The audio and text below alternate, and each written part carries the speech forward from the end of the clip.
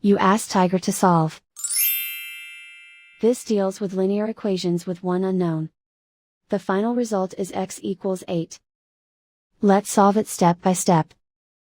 Simplify the expression. Expand the parentheses. Simplify the arithmetic.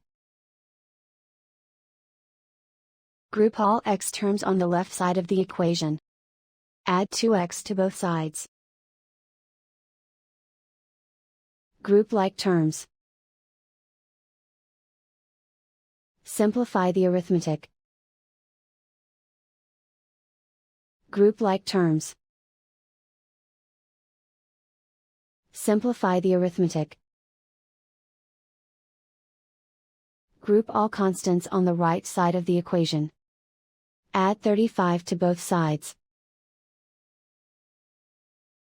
Simplify the arithmetic.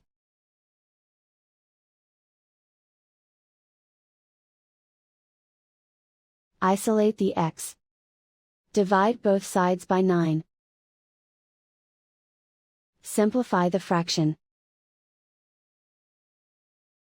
Find the greatest common factor of the numerator and denominator. Factor out and cancel the greatest common factor.